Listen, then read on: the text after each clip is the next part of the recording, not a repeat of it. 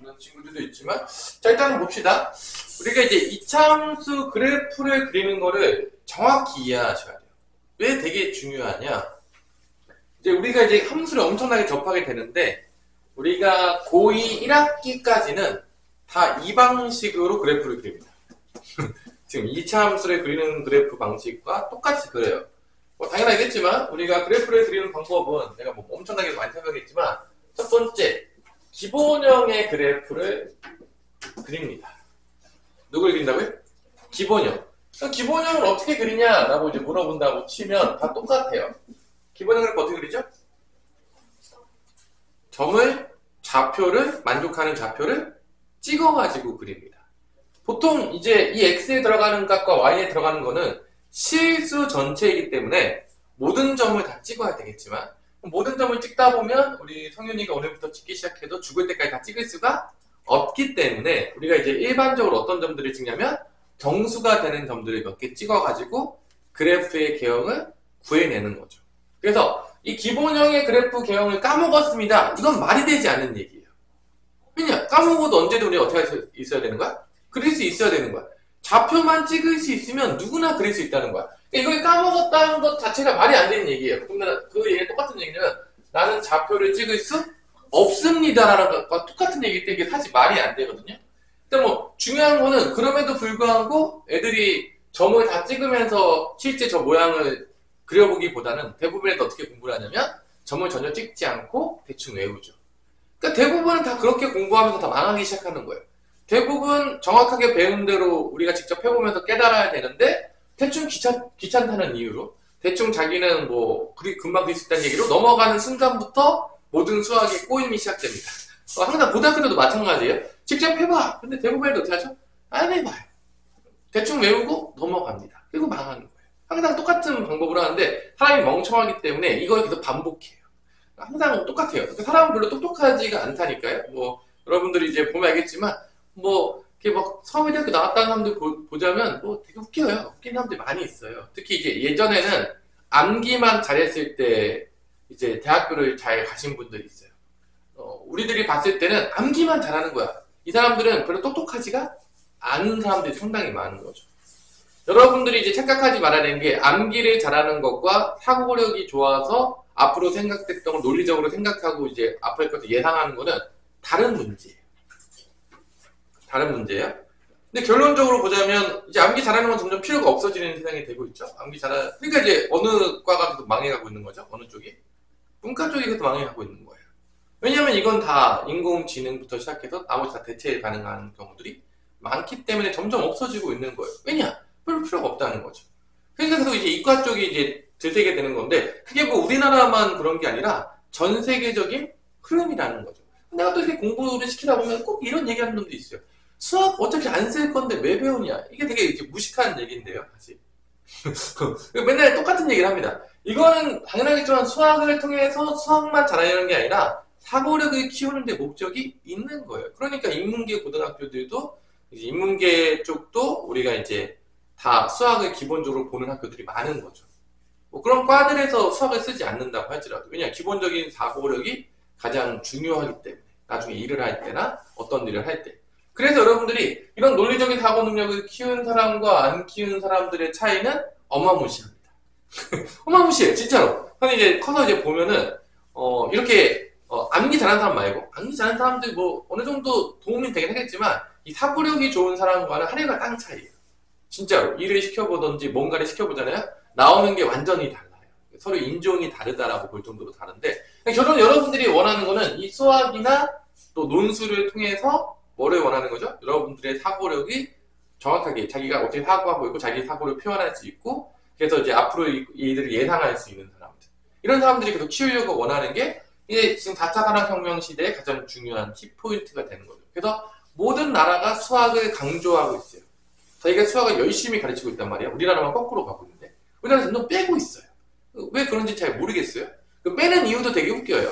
여러분들의 공부의 그 비중을 줄여주기 위해서 줄인대요. 그것도 되게 웃긴 이야기예요, 사실 여러분들. 배워야 될 것들을 안 배우면 문제가 발생할까 안 발생할까요? 발생하죠, 당연하겠지만. 이유가 있으니까 전 세계가 다 집어넣고 있는 거 아니겠습니까? 근데 빼면 하는 거죠. 되게 웃긴 이야기인데요. 사실 우리나라 이렇게 교육제도를 보면 되게 웃겨요. 이제 보면은 하여튼 아직도 이제 위에 있는 사람들은 별로 똑똑하지가 않다라고 보거든요. 암기만 했던 시대의 사람들인 거예요. 아직도 별로 안 똑똑해. 되게 이제 얘기하다 보면 되게 이제 가슴이 아픈데. 여러분들 선생님 세대 때부터 이제 수능으로 바뀌었잖아요. 암기 시대가 끝나는 거죠. 수능 본 세대와 아닌 세대와는 완전히 교육이 틀려요. 여러분들이 나중에 보면 알겠지만. 그래서 이 사람들은 기본적으로 이제 사고력 있는 사람들은 뭐든지 배우는 거를 힘들어하지 않습니다. 어려워하지 않아요. 여러분들. 나이가 많다고 해서 새로운 걸 쉽게 배우는 게 아니라 사고력이 좋은 사람. 앞으로 될 거 예측하는 사람들은 뭔가를 쉽게 배워요. 커서도 마찬가지예요. 갑자기 사고력이 없어지지 않을 거예요. 지금 성인이가 사고력 길어졌는데 갑자기 30세가 되는 순간부터 사고력이 사라진다. 그런 게 아니에요. 그래서 이제 배우는 것 자체나 익히는 것 자체에서 엄청난 차이가 발생을 하게 되죠. 근데 여러분들 보면 알겠지만 여러분들은 이제 삶이 평생 직장이라는 건 없는 거예요. 계속 배우고 익혀야 되는 시대에 태어난 거죠. 우리가 슬프지만. 옛날에는 하나만 해도 평생 동안 먹고 사는 아주 그냥 울고 먹던 시대, 아주 편한 시대였죠. 근데 요즘은 이제 그런 시대가 아니잖아. 그렇기 때문에 여러분들이 커서도 계속 뭔가를 배우고 익혀야 되는 게 끊임이 없을 거예요. 그때 사고력이 있는 사람은 압도적으로 치고 나가는 거예요. 벌써 다릅니다. 그래서 여러분들이 결론은 고민하고 생각하고 막 이런 걸 많이 했으면 좋겠어요. 그 수학만 잘하려고 하는 게 아니라 선생님 지금까지 살아보니까 확실히 그런 사람들이 뭔가 배우고 익히고 뭔가를 발전시키는데 탁월해요. 압도적으로 탁월합니다. 그렇기 때문에 여러분들이 그런 것들을 잘 이해하시고 공부를 했으면 좋겠고, 마찬가지예요. 이 y는 ax제곱이라는 걸 통해서 우리가 뭐를 배워야 되냐? 그래프가 어떻게 그려지는지 원리를 이해해야 돼요. 왜냐하면 이거를 통해서 이 방식으로 우리가 언제 때까지 그래프를 그릴 거냐면 2학년 1학 때까지 엄청나게 많은 함수를 배우는데 다 똑같은 방법으로 그려요. 그래서 이 기본형, 그러니까 기본형이 있다는 건 뭐냐면 딱 정해진 거야. 우리가 몇 개의 좌표를 그려보니까 수학자들이 다 그려봤겠죠. 이 수학자들이 되게 집요한 놈들이에요, 사실. y는 x제곱, y는 2x제곱 다 그려봤을 거예요. 그래서 이게 분명히 뭔가 증명될 때까지 다 그려보는 놈들이에요. 그게 원래 약간 그 천재들이 약간 뭐라고 해야죠, 우리가? 약간 미저리 같은 느낌? 약간 막 집착이 있고 막 이런 게 있어요. 그래서 진짜 다 해본다니까요? 그래서 우리는 한두 개, 우리는 걔네들보다 머리가 나쁜데 한두 개 그려보고 넘어가잖아요. 그렇지 않아요, 걔네들은. 진짜 다 그려봐요. 그래서 y는 우리가 x제곱도 그려보고 또 뭐도 그리라고 하죠? 2분의 x제곱도 그려보라고 시키고 2x제곱도 그리고 음수일 때도 그리고 다 그리잖아요. 그래서 이제 이런 걸 그리면서 어떤 그래프 모양이 나오는지 우리가 파악할 수가 있죠. 그래서 우리가 이제 양수일 때, 이 a가 양수일 때는 아래로 볼록하게 그래프가 그려지고 a가 음수일 때는 어떻게 그려진다? 위로 볼록하게 그려지더라. 그리고 요 점, 이 증가감도가 바뀌는 점, 우리가 추계 방정식과 만나는 점인데 이 점을 우리가 뭐라고 부르기로 약속을 했죠? 꼭지점이라고. 저 점이 되게 중요한 점이죠. 모든 걸 가지고 있는 거죠. 그래서 이렇게 돼서 이 기본형을 통해서 결론은 모양이 끝나요. 자, 보세요. 여기서 사실 완결이 난 거야. 그래프 모양은. 왜냐면 이제 그래프 모양은 바뀌지가 않아요. 슬프지만 그래프 모양은 다 누가 데리고 있다? 기본형에서 A가 모든 걸 가지고 있는 거예요. 사실 여기서 끝난 거예요. 그래프 모양은 바뀌지 않아요. 단지 뭐만 바뀌냐? 앞으로 위치만 바뀔 뿐이에요. 여기다가 저기로 옮겨질 뿐이에요. 근데 대부분의 그래프가 마찬가지예요. 이 기본형에서 위치가 끝나요. 위치가 아니라 모양이 끝나요. 모양이 끝난 거예요. 그래서 이때 우리가 알 수 있는 게 결론은 원점 좌표가 뭐가 된다? 꼭지점이 되겠고요. 그 다음에 이 대칭축, 우리가 이거를 우리가 조금 어렸을 때 이런 거 있잖아요. 데칼코만이라고 부르나요? 딱 접었을 때 접히는 이 대칭축이 x는 뭐가 되는 거죠? 제로가 되죠. y축이 되면서 대칭이 되는데 이 부분과 이 부분의 증가감도가 바뀐다 안 바뀐다?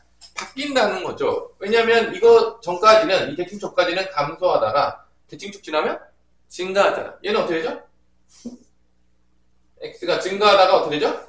감소하잖아. 이런 것들에 대해서 이제 배우게 되는 것들이 가장 기본적인 기본형이 되는 거죠. 그 다음에 이때까지만 해도 미지수가 한 개예요.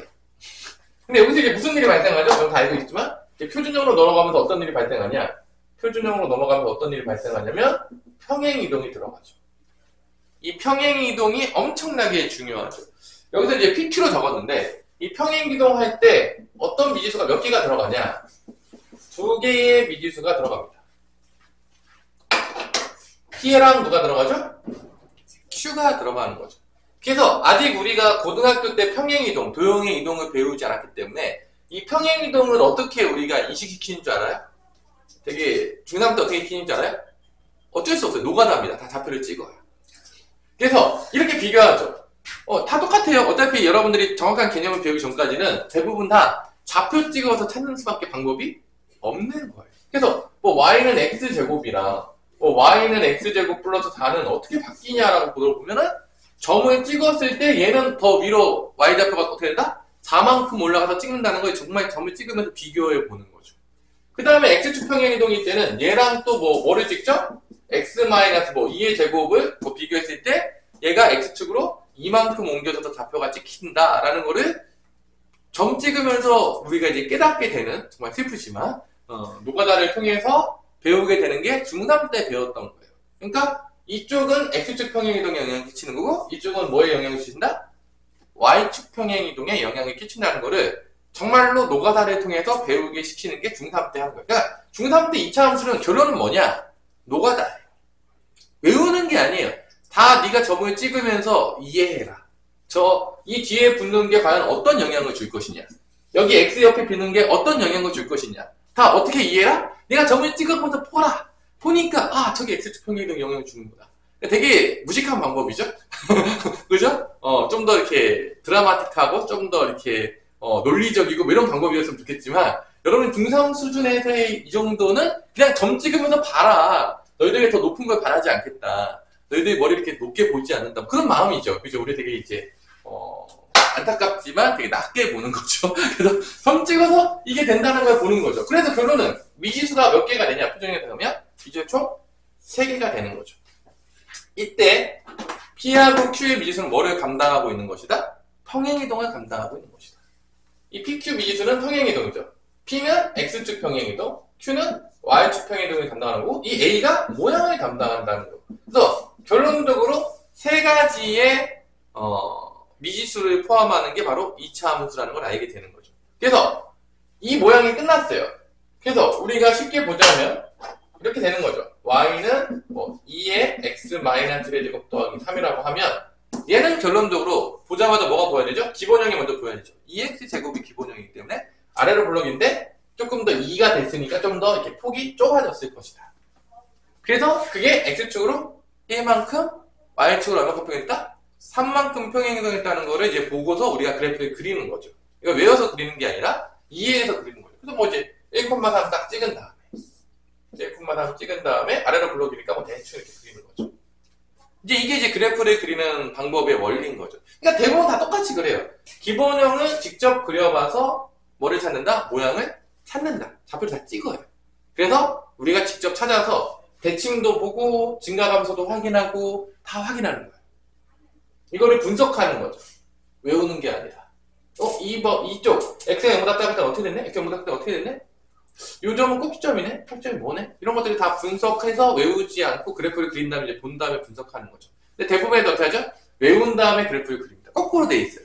그러니까 실제 수학은 그래프를 그린 다음에 여기서 어떻게 되는지를 다 성질을 뽑아내는 게 원래 정상인데 대부분 애들이 어떻게 공부한다고요?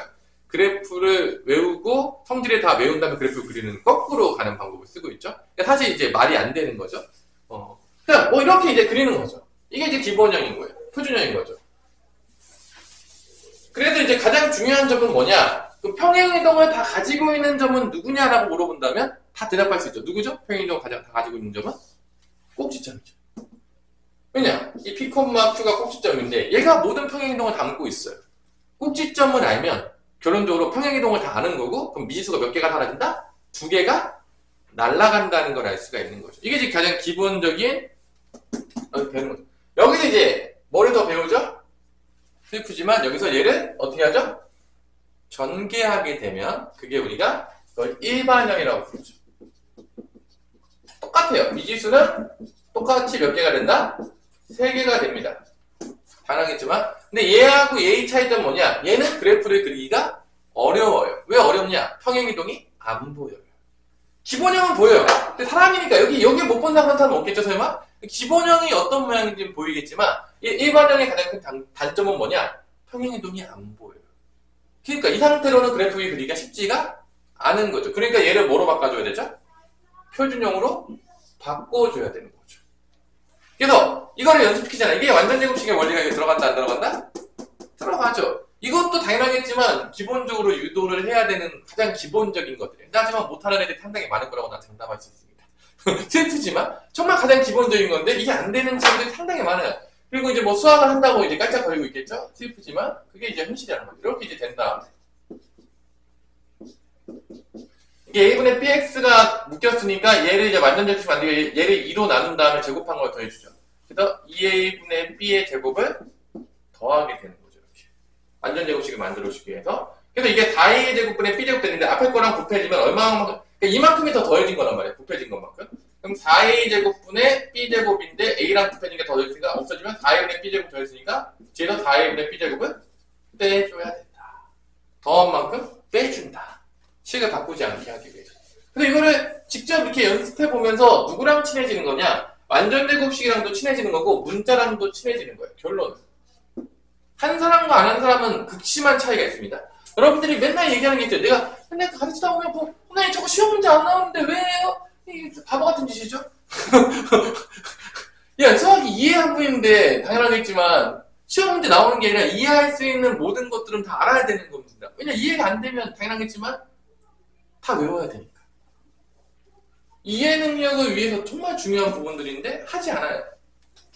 이거 한 번도 안 하는 애들 되게 많을 거예요. 내가 장담합니다. 그러면서 중3이 끝난 친구도 많을 거라고 장담하고 이걸 안 해도 전혀 문제 푸는데 지장이 없으니까 안 해도 된다고 생각하는 친구 상당히 많을 거예요. 당연하겠지만 다 멍청한 친구들이다. 여기 교과서나 개념에 있는 것들은 여러분 당연하겠지만 이거 누가 만든 거냐면요. 나름대로 수학의 천재라는 사람들이 다 만든 거예요. 이 사람들이 뭐 심심해가지고 이거 필요 없는데 여기다 갖다 붙여놓고 이러는 경우가 있을까요? 그런 건 없는 거예요. 여러분들이 저 뭐라고 해야 되나? 이런 거죠. 뭐 게임으로 보자면 뭐 여러분이 롤에서 제일 유명한 뭐 페이커인가요? 뭐 페이커가 시켰는데 저 밑에 지금 롤 처음 시작하는 애가 그거 안 해도 돼 뭐 이렇게 얘기하는 거 똑같은 거예요. 되게 웃긴 거죠. 말도 안 되는 얘기를 해놓고서 자기가 맞다고 주장하는 애들이 대부분 많아요. 그런 애들이 되게 많다니까요? 그리고 공부한 다음에 난 제대로 공부했는데 성적이 안 나고 이런 친구들이 되게 많은데 대부분 정말 슬프지만 여러분들이 그런 친구들이 이제 주변에 많을 겁니다. 커서도 똑같은 짓 합니다. 제가 보니까 이 사람이 잘 안 바뀌더라고요. 선생님 이게 참 신기하지. 사람이 이게 여든부터 여러분들 있잖아요. 다음에 3살 버릇 여든까지 간다. 이게 그냥 나오는 말이 아니에요. 되게 중요한 걸 안 하고 하는 친구들은요. 커서도 중요한 걸 하지 않아요. 진짜입니다. 진짜로 안 해요. 이때 안 하면 안 하잖아요. 커서도 하지 않아요. 내가 이제 해보니까 살아보니까 여러분들이 이제 안 하고 싶잖아. 그래서 모든 자기 합리화를 시키잖아요. 이제 밖에서도 이제 자기 합리 시키니까 지금 막 소리가 나오고 지금 그러고 있는데. 일단 중요한 거는 자기 합리화를 되게 자기한테 유리하게 시켜요. 어떻게든 안 하기 위해서. 근데 이제 그 모든 것들이 의미가 없다는 거죠. 나중에 이제 다 돌아옵니다. 나중에 후회할 때가 오죠. 오늘도 이제 고3 친구들이 이제 만나고 왔는데, 항상 이제 고3 친구들 만나고 와요. 이때쯤 되면 이제 밥 한 번씩 사준다고 이제 모이거든요. 하는 얘기는 다 똑같아요. 그때 좀 할 걸. 다 똑같이 얘기합니다. 그때 왜 안 했을까? 항상 같은 얘기가 나와요. 그때 내가 미쳤었나 봐요. 다 똑같은 얘기 합니다. 모든 사람들이 다 똑같은 얘기를 해요. 그때 뭘 좀 놀겠다고. 그거 별로 놀지도 못했는데. 그냥 공부 좀 할 거야. 나중에 놀았으면 되는데. 다 같은 얘기 합니다. 그럼에도 불구하고 이제 사람들은 멍청하기 때문에 지금 얘기해도 못 알아들어요. 여러분들 얘기하면 똑같이 그냥 흐립니다. 나중에 또 후회하는 거죠. 사람 원래 멍청한 거예요. 그래서 이제 사람이 똑똑하다고 생각하는 게 한 번도 없어요. 선생님 솔직히 말해가지고. 지금 살면서. 원래 멍청하기 때문에 계속 반복되는 거죠. 멍청한 짓을 반복하는데 거기서 이제 조금 똑똑한 놈은 한 번 반복했을 때 돌이키는 애가 조금 똑똑한 거예요. 근데 멍청한 애는 어떻게 한다? 계속 실패하거든요? 계속 똑같은 짓을 해요. 정말 슬픈 이야기죠. 계속 바보짓을 반복하는 거예요. 그게 이제 사람이라는 거죠. 자, 봅시다. 여기서 이제 A하고 이제 X 더하기 2A분의 B의 제곱이 되는 거죠. 이 뒤에는 뭐 안 쓸게요. 이게 되게 중요해요. 이 대칭축을 아는 게 되게 중요한데, 이 대칭축을 내가 꼭 알아야 돼요. 대칭축 그래서 뭐가 되는 거죠? 꼭지면 X좌표. 대칭축 뭐가 되는 거죠? X는 마이너스 2A분의 B다. 엄청나게 중요하죠. 이거 내가 이제 엄청나게 쓸 거예요. X는 마이너스 2A분의 B다. 이거 왜 엄청나게 쓰냐? 표준형으로 바꾸기가 귀찮아. 2차 함수 그래프를 그릴 때 제일 중요한 건 얘예요. 결론. 대칭축이 어디에 있냐. 그 다음에 이 A라는 부호가 중요하겠죠. 아래로 볼록이냐? 위로 볼록이냐? 이거 하면 거의 다 끝나요. 솔직히 얘기해요. 그래서 이제 자세히 들어가면 이게 전체 그래프를 그리는 원리로 끝나는 거예요. 그러면 잘 보세요. 이제 여기서 이제 우리가 해야 될 건 뭐냐? 이제 거꾸로 가는 거죠. 이제 그래프를 그릴 수 있었다면 첫 번째 이제 개형을 유추하기 위해서 여기서 A랑 P랑 Q의 부호에 따라서 그래프 모양이 어떻게 바뀝니까? 라고 물어보는 거죠. 그럼 총 몇 가지가 나올 수 있냐? 총 몇 가지 나올 수 있겠어요? 얘도 뿔마 두 가지, 얘도 뿔마 두 가지, 얘도 뿔마 두 가지, 총 몇 가지 나오죠? 8가지 개형이 나오는 거예요. 당연하겠지만 내가 그리지 않을 거예요. 못 그리면 문제가 있는 거죠. 그럼 여기서도 이제 조금 복잡해지죠. 여기서도 A, B, C의 부호에 따라서 여기는 솔직히 그리기 쉽잖아. 왜냐면 P, Q가 뭐야? 꼭지점이잖아. 꼭지점 몇 화면에만 찍고 아래로 보려고 위로만 올라가면 돼. 그것도 모르겠다. 그러면 2차 함수 그래프 이해를 못하는 거예요. 정말 슬프지만 이걸 또 외우는 친구들이 있어요. 놀라운 친구들이에요. 난 그런 친구들 볼 때마다 존경스러워요. 어떻게 저걸 이해하지 않고 외울까? 이해하는 게 더 빠를 것 같은데. 그럼에도 불구하고. 근데 여기서는 이제 조금 더 복잡해지죠. 이 A, B, C의 부호를 결정했을 때 개형이 나오는 게 조금 더 복잡해지는데 그럼 누가 어떤 지수가 복잡하냐라고 본다면 결론은 누구냐? A는 쉬워요. 아래로 블록이냐 위로 블록만 보면 되고 C는 누구만 보면 되죠? Y절편. Y축과 위에서 만나냐? 아래에서 만나냐? 그것만 보면 C의 부호가 나와요. 이것도 어려울 리가 없죠. 그럼 누구 부호가 가장 문제가 되는 거죠? B의 부호가 되는 거죠. 이 B의 부호는 바로 대칭축이 어딨냐로 이제 우리가 알 수 있는 거죠. 자, 선생님은 이렇게 암기식으로 가르치면 되게 싫어하기 때문에 대부분의 모든 거를 개념과 연결해서 다 시키려고 해요. 그러니까 무슨 뭐 A랑 B랑 부호가 같으면 뭐 오른쪽에 있다, 뭐 왼쪽에 있다 이런 가르치면 되게 싫어해요. 왜냐면 거긴 개념이 빠졌잖아요. 암기를 시키는 거잖아.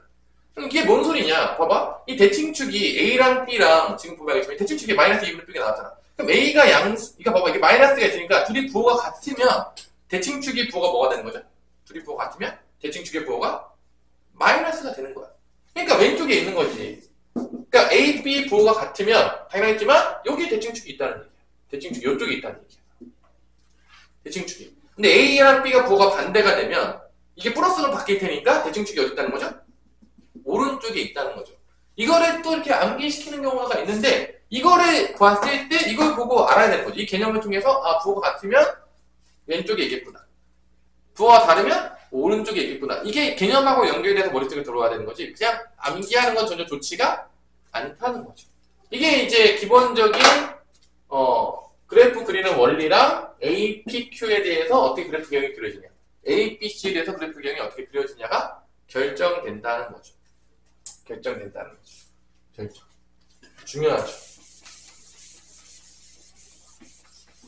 자, 여기까지 했던 게 대충 이제 뭐 어디까지 간 것이냐라고 한다면 대략적으로 뭐 202페이지까지 왔다. 그 정도쯤 되겠어요. 202페이지 정도까지 와 있다. 그 정도쯤 되겠죠. 202페이지까지 와 있다. 그 다음부터 이제 거꾸로 가죠. 이제 뭐냐? 이제 너희들이 2차 함수를 식을 보고서 2차 함수 그래프를 그렸다면 이제 그래프를 본 다음에 누구를 찾아라? 2차 함수를 찾아라 라고 하는 게 어디 나와 있냐? 203페이지에 나오는 거죠. 203페이지. 203페이지는 이제 거꾸로 찾는 거예요. 근데 여기서 이제 하나가 추가가 되죠. 누가 추가가 되느냐? X축과의 교점이 좀 추가가 되긴 해요. 거꾸로 가는 거죠, 이제. 2차 함수 그래프를 봤을 때 얘나 찾아라. 2차 함수를 찾아라. 항상 거꾸로 물어보는 거. 그래서 우리가 이쪽으로 접근할 것인지 이쪽으로 접근할 것인지 따졌을 때 대부분 이제 꼭지점이나 꼭지점 좌표를 주던지 아니면 대칭축을 준다 그러면 보통 우리가 어디 쪽으로 접근하게 되는 거죠? 표준형으로 접근하게 되는 거죠. 왜 표준형으로 접근합니까? 라고 물어보면 계산이 더 쉬우니까. 이쪽으로 접근하기 더 쉬워요. 꼭지점 좌표를 줬어. 뭐 예를 들어서 꼭지점 좌표가 뭐 1,3을 줬다든지 아니면 대칭축 x'를 줬다면 이 표준형으로 접근하겠고 당연히 꼭지점을 줬다는 얘기는 미지수 몇 개가 날아갔다는 얘기죠? 2개가 날아갔으니까 하나밖에 안 남았으니까 지나가는 점 몇 개만 주면 되는 거야? 1개만 주면 되는 거야. 그래서 이때는 지나가는 점 1점이 주는 거예요. 지나가는 1점을 주죠. 얘는 미지수 하나밖에 안 줬기 때문에 당연히 미지수가 2개가 남았죠. 그럼 지나가는 점 몇 개 줘야 된다? 2점을 주는 거예요. 이게 외우지 않고도 그냥 구해야 돼요. 미지수 개수랑 같이 해가지고. 외우고 있으면 이제 슬픈 거예요. 왜 외우냐 이거죠. 그러면 이때로 접근하는 방법은 뭐가 있냐? 일반적으로 접근할 때는 딱 한 가지밖에 없어요. 제일 하기 싫지만 3점이 주어진 경우. 3점이 주어진 경우는 일반형으로 접근합니다.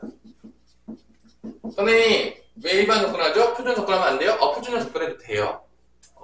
어차피 얘도 미지수 3개고 얘도 3개예요. 어느 쪽으로 접근해도 다 되는데 그럼 왜 일반형으로 접근하냐? 이쪽에 더 계산이 간단하니까. 여기다가 만약에 접근하게 되면 이거 전개해야 돼, 안 전개해야 돼? 그러니까 이유는 하나밖에 없어요. 선생님 얘로 접근하면 안 돼요?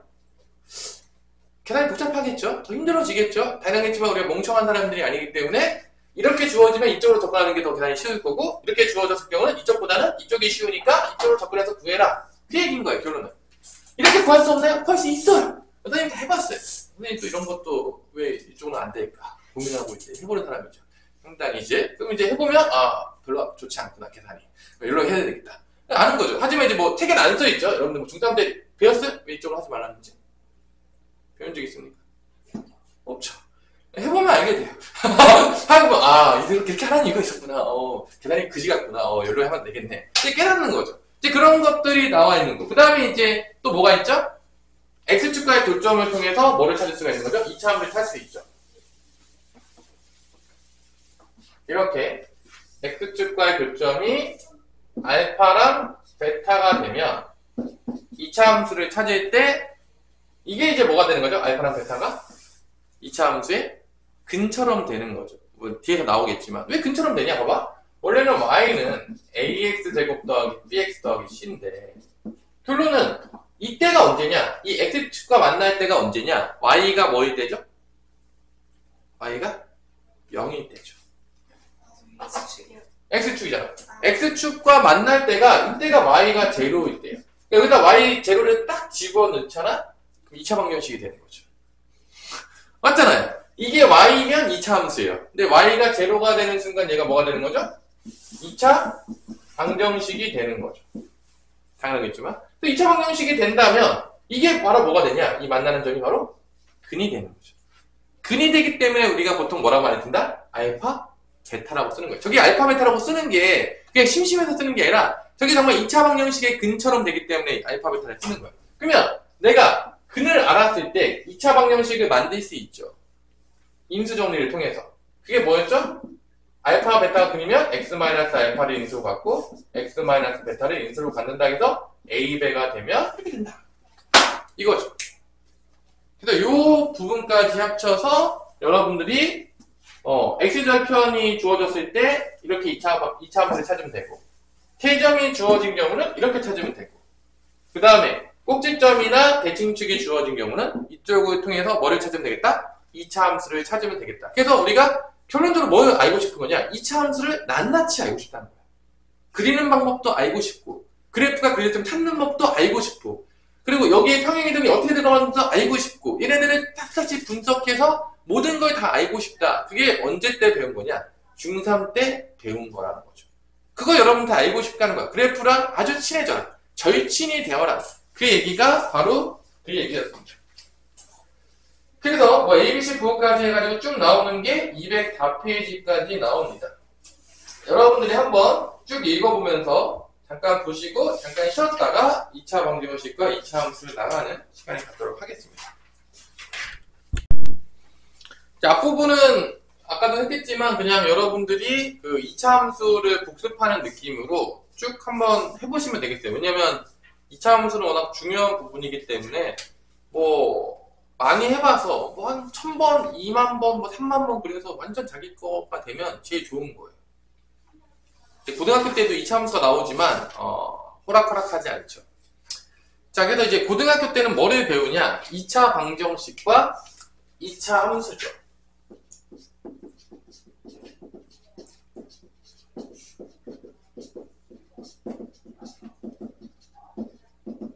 여기다가 이제 나중에 이제 2차 부등식까지 배우는데 얘가 한 몸이에요. 그냥 다 똑같이 그냥 다 같이 뭉뚱그려서 다 씁니다. 거의 뭐 하나처럼 돌아가게 되는데 이제 모든 것들은 다 어디서 시작되냐? 2차 방정식하고 2차 함수 사이에는 뭔가의 관계가 있다라고 했는데 아까 좀 예고편에 조금 해드렸죠, 여러분한테? 2차 함수에서 2차 함수 그래프에서 2차 방정식의 해는 언제 나오냐 이거죠. 아까도 얘기했지만 이렇게 됐을 때 2차 함수가 이렇게 나올 때 2차 함수가 이런 식으로 나와 있을 때에 이렇게 나와 있을 때에 얘의 해는 언제냐라고 한다면 바로 이 x축과 만나는 점이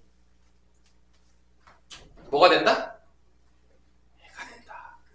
정확하게 얘기하자면 이거는 실제 존재하는 근이기 때문에 실근이 되는 거죠. 또 왜 그렇게 되냐라고 한다면 아까도 얘기했지만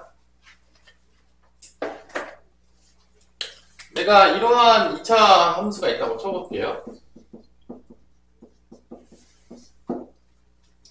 이런 2차 함수가 있다고 쳤다면 이런 2차 함수가 있다고 쳤을 때 우리가 이런 2차 함수가 있을 때 우리가 x절편을 구하라 라고 한다 그러면 y에다가 뭐를 대입하면 되죠?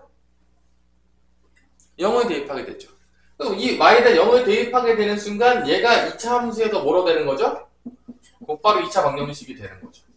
그러니까 우리가 알고 싶은 건 뭐냐? 이 2차 함수에서 y가 0이 됐을 때 이 x축과 만나는 점이 뭐가 된다? 바로 실근이 된다라는 걸 알고 싶은 거고 이 x좌표가 바로 실근인 거예요. x좌표가. 얘 같은 경우는 이제 인수분해가 되죠. 뭐로 되죠? x-3, x 플러스 1로 인수분해가 되기 때문에 이 근은 마이너스 1과 뭐가 된다? 이 만나는 점은 4가 된다는 거야. 그러니까 여기다가 마이너스 1을 대입하고 여기다 4를 대입하면 그게 y축과 만나는 점. 왜냐면 y좌표 0이 나올 거니까. 그래서 우리가 알고 싶은 거는 이 x축과 만나는 교점의 개수가 2차 함수의 그래프에서 이게 되게 중요해요. 2차 함수 그래프에서 x축과의 교점의 개수가 2차 방정식의 누구랑 같아지냐면 실근의 개수랑 같아지는 거예요. x축과의 교점의 개수가 실근의 개수랑 같아진다는 거죠. 어디서? 2차 방정식이. 그리고 x축과 이 x좌표가 이 2차 함수 그래프에서 x축과에 만나는 이 x축과 만나는 x좌표가 뭐가 된다? 실근이 된다라는 거를 알 수가 있기 때문에 우리가 여기에다가 2차 방정식의 근인 뭐를 많이 쓰게 된다? 알파 베타라고 쓰게 되는 거죠. 이게 다 이유가 있는 거예요. 갑자기 뭐 2차 방정식에 나왔던 알파 베타가 왜 여기서 나왔습니까? 요 2차 함수와 요 2차 방정식의 관계 때문에 나오는 거죠. 그래서 우리가 이 2차 함수 그래프를 우리가 그래프를 그리는데 2차 함수 그래프를 그리는데 이거를 통해서 총 몇 가지로 그리냐면 총 6가지로 그려요. 이 2차 함수 그래프 6가지 그리는 게 앞으로 여러분들이 고등학교 내내 쓰게 될 2차 함수 그래프를 나누는 방법이 되겠습니다. 죽을 때까지 나올 겁니다. 자, 그러면 몇 가지로 우리가 그릴 수 있을 것이냐? 이게 이제 첫 번째 개념의 끝이에요. 2차 방정식과 2차 함수의 관계를 얘기해 주는 거죠. 너무 어렵나요? 안 어렵죠? 그러면 이 2차 함수 그래프와 x축과의 위치 관계라는 게 다음에 나와요. 이게 아주 중요하죠.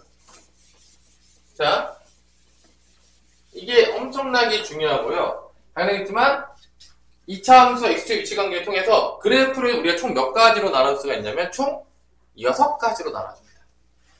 총 몇 가지로 나눠진다고요? 6가지. 첫 번째는 A의 부호에 따라서 총 몇 가지로 나눠지냐? 첫 번째 2가지로 나눠져요. A가 양수냐? A가 음수냐? 그 다음에는 누구로 나눠지냐면 판별식의 부호로 나눠집니다. 이 2차 방정식 요쪽 판별식이 0보다 클 때, 판별식이 0일 때, 판별식이 0보다 작을 때로 나눠지게 되는 거죠. 그래서 그래프가 그려집니다.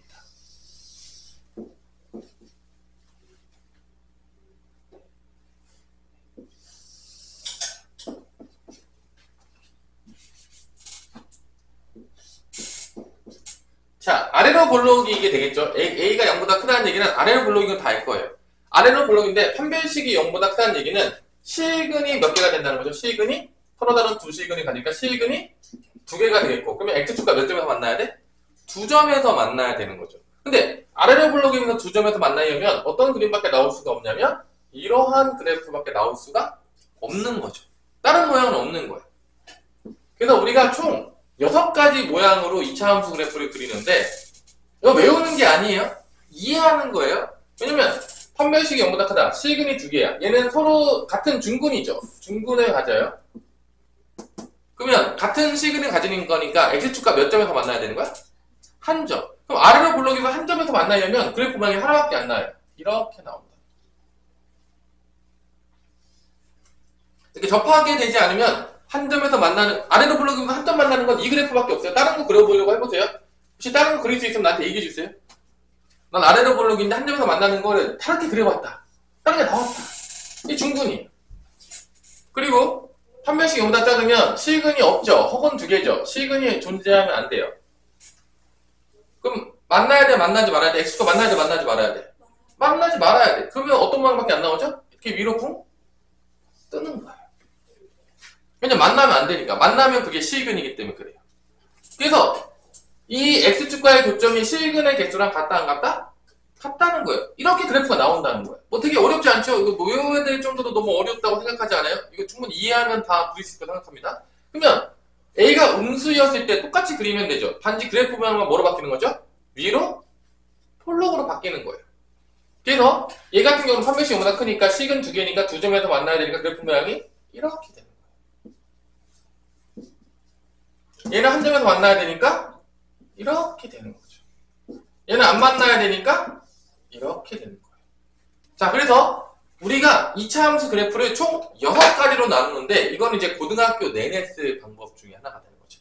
A의 부호에 따라서 나눠지고 판별식의 부호에 따라 나눠진다 안 나눠진다? 나눠진다는 거야. 이게 2차 함수 그래프의 가장 근본이 되는 6가지 모양이 되겠습니다. 당연히 외울 필요는 없고요. 그 그래프는 어디 나와 있냐? 207페이지에 나와 있는 거죠. 207페이지. 그래서 우리는 이제 앞으로 2차 함수를 봤을 때 판별식을 써서 이 6개 중에서 한 개를 금방 찾아낼 수 있다 없다? 있다라는 거. 엄청나게 중요해요. 앞으로 되게 우리가 많이 쓰게 될 그래프인 거죠. 그리고 이렇게 한 점에서 만날 때를 우리가 조금 어려운 말로 뭐라 부르죠? x축에 접한다라고 표현합니다. 한국말이니까 이거는. 이렇게 한 점에서 만나는 걸 뭐라 한다? x축에 접한다. 그리고 접하게 되면 중근을 갖게 되니까 완전제곱식이 된다. 이러한 완전제곱식이 된다. 접하게 돼. 완전제곱식. 완전제곱식 돼요. 접하게 되면. 알아두세요. 이 접할 때 완전제곱식이 된다. 접할 때. 알아두시면 되겠습니다. 자, 나중에 이제 쓸 때가 있을 거예요. 그 이제 우리가 이제 이 2차 함수의 이제 판별식, 2차 방정식의 판별식을 통해서 2차 함수 그래프의 개형을 우리가 금방 이 6개 중에 하나를 금방 찾아낼 수가 있겠다라고 나오는 게 207페이지에 계속 나오는 거예요. 207페이지에 나오는 거죠. 그래프 모양이. 자, 그 다음에 두 번째로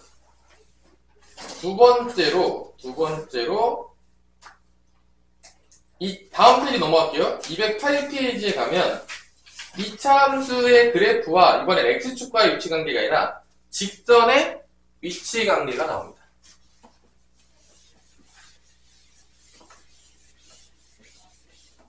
같은 개념인데 2차 함수 그래프와 직선의 위치관계.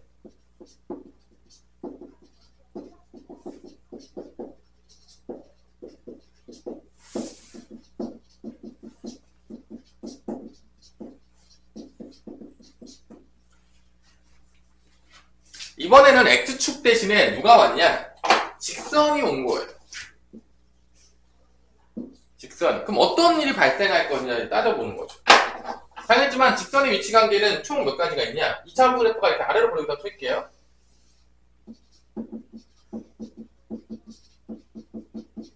그러면 직선은 뭐 양수인 거로 할게요. 그래프가. 그럼 총 위치관계 몇 개 나오냐? 위치관계라는 거는 다 뭐를 많이 물어보겠냐면 교점의 개수를 물어보는 거야. 위치관계는 다 뭐를 물어본다고? 이 위치관계를 물어보는 모든 것들은 당연하겠지만 다 뭐로 구분이 되냐면 교점의 개수로 구분이 됩니다. 교점의 개수. 그래서 1차 함수가 이렇게 될 때, y는 mx 더하기 n 이렇게 될 때, 이때는 교점이 몇 개 나오는 거죠? 2개가 나오는 거예요.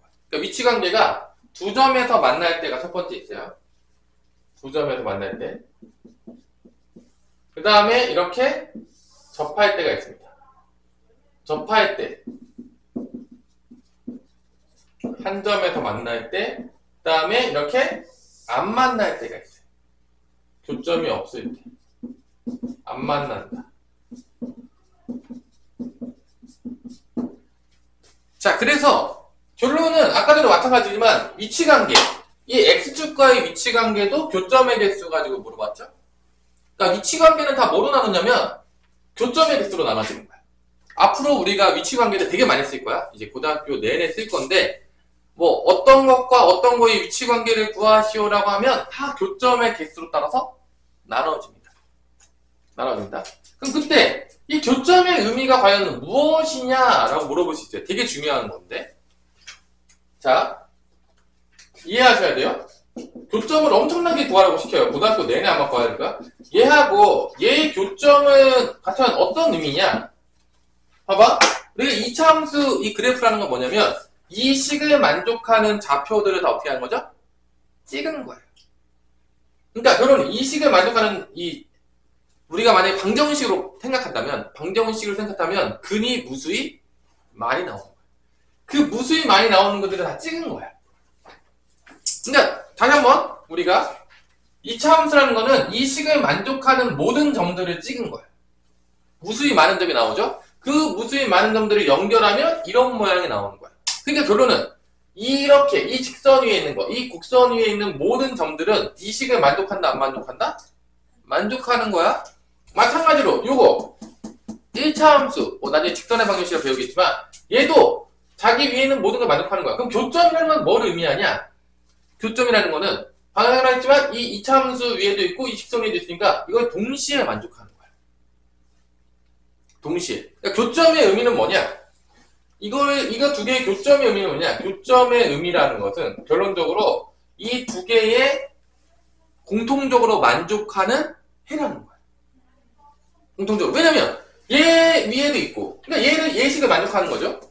그리고 얘 위에도 있으니까 교점이라는 거는 요거를 동시에 만족하는 거야. 교점이라는 거는 두 식을 동시에 만족하는 해라는 거지. 근이라는 거지. 그러면 이거 두 식을 동시에 만족하는 해를 구하는 방법을 우리가 중학교 2학년 때 배우죠. 그게 이제 뭐였죠? 연립방정식이죠. 연립방정식. 그러니까 이 두 식을 동시에 만족하는 해를 구하는 방법이 바로 연방을 때리는 거죠. 연립방정식의 해를 구하면 됩니다. 그렇기 때문에 우리가 이 두 그래프에서 교점을 구하세요 라고 하면 이 두 개의 연방을 구하면 되는 거야. 그러니까 우리가 앞으로 연방을 엄청나게 쓸 거야. 두 개의 교점을 구하라. 그럼 연방을 할 때 y를 없애면서 얘네들이 같다라고 쓸 거라는 거지. 그냥 이렇게 써요. 오빠 연방을 때리면. 자, 우리가 기본적으로 함수에서 교점을 구해라. 결론은 두 함수를 만족하는 연립방정식의 해를 찾아라. 결론은 두 식을 y 떼놓고 같다라고 풀면은 연립방정식의 해가 되는 거죠. 그러면 이 연립방정식을 하고 보니까 얘가 무슨 이름이 됐죠? 우리 준영아, 얘 이름이 뭐니? 연립방정식 했어. 교점을 찾아라고 하면 연방을 때리면 돼요. 근데 얘가 뭐야? 얘 이름이 뭡니까? 준영아. 이름이 뭐니 얘가? 얘가 이름이 뭐야? 연방을 했더니 얘가 이름이 뭐야?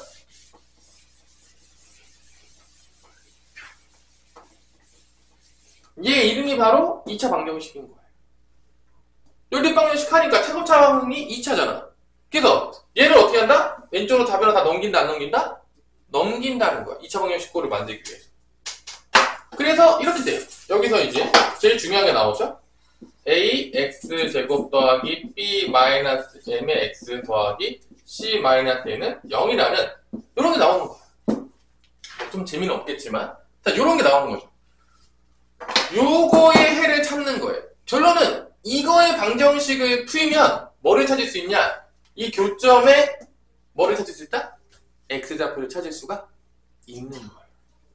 이 방정식을 풀면 둘이 연립해서. 그러니까 우리가 이제 교점 찾으라는 얘기를 겁나게 무슨 많이 할 거야. 교점 찾아. 그 얘기가 뭔 소리냐? 동시에 만족하는 해를 찾아. 연방 때려. 그 얘기예요. 교점 이꼴 연방이에요. 결론은. 연방을 하다 보면 고1 과정은 다 연방을 하잖아요. 그럼 다 몇 차 방정식이 나오냐? 다 2차 방정식이 나와요.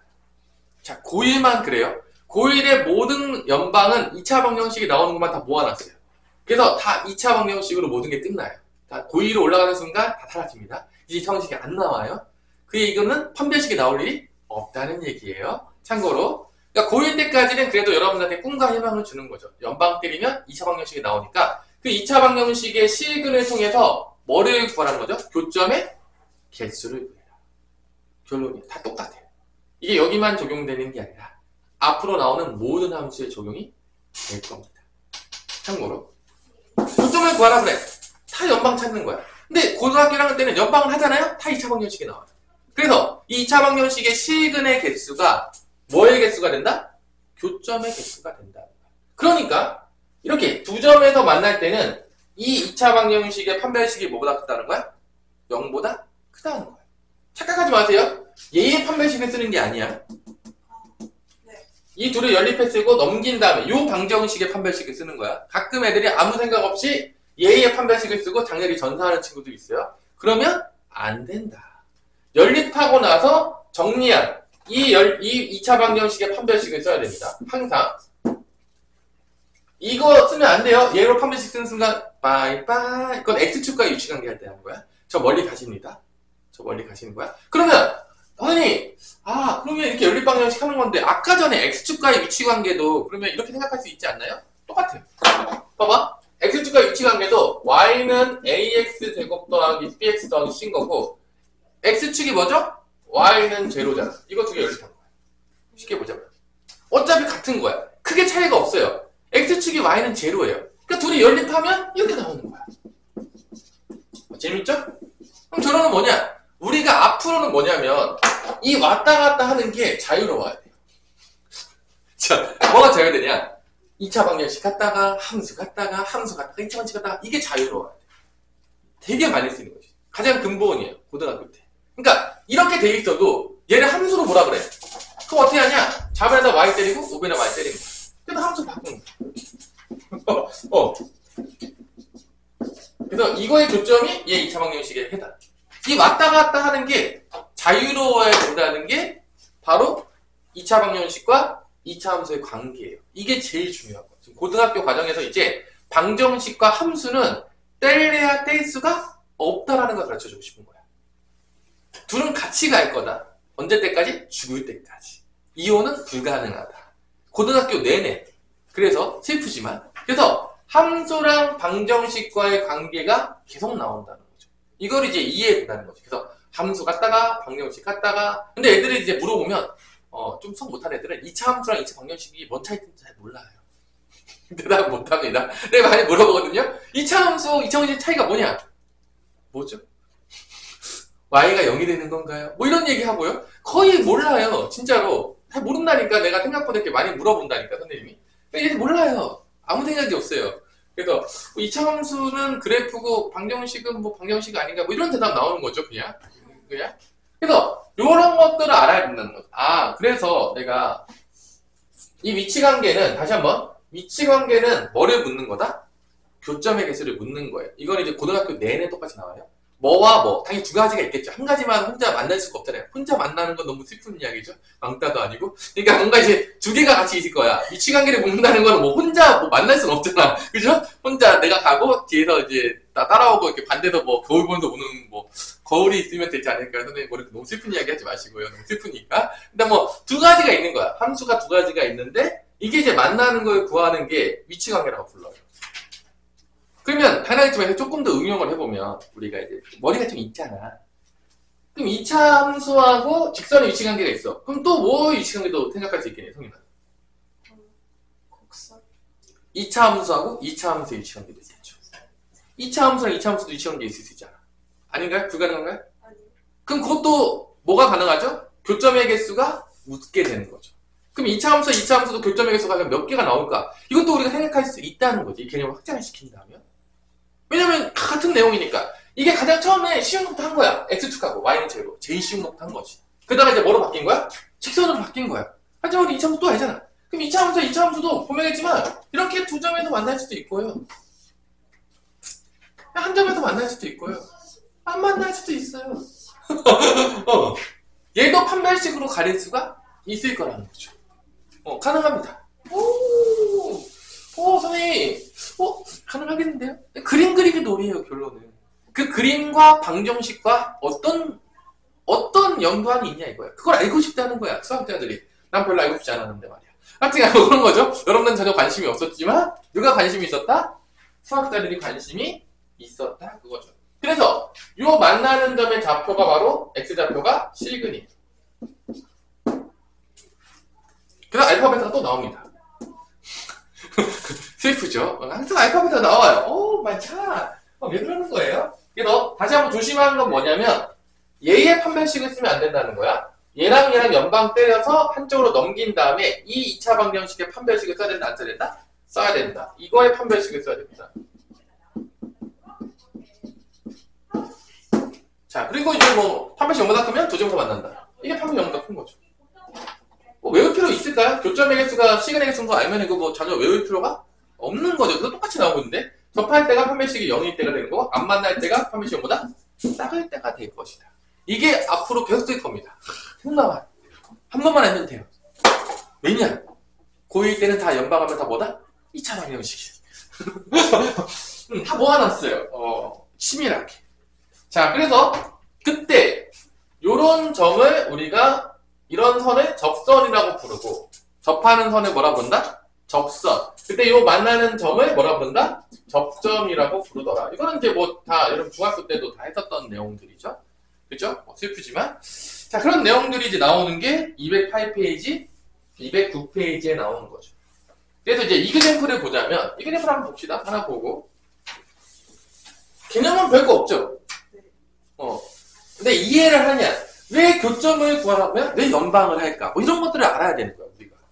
근데 이제 그걸 알기 위해서는 얘가 다 근을 찍어 놓은 거예요. 그걸 알아야 돼요. 만족하는 점들을 찍어 놓으니까 근이 무수히 많은 거죠. 오 마이 갓! 그 점들끼리 교점이야. 동시에 만족하는 거죠. 그게 바로 연방이에요. 연립방정식 맨날 배우잖아, 여러분들이. 언제 배웠어요? 중2 때 배우잖아. 연방은 다 그래프를 위해서 배운 거예요, 사실 알고 보면. 빌드업이죠. 연방은 엄청나게 쓰는구나. 자, 이그젠플에 보면 y는 x제곱 마이너스 3x 플러스 1과 y는 2x 마이너스 3이 위치관계는 뭐냐? 라고 이제 물어보는 경우가 있어요. 둘이 위치관계는 뭘까요? 물어보는 거죠. 그러면 어떻게 하면 되냐? 연방을 때려요.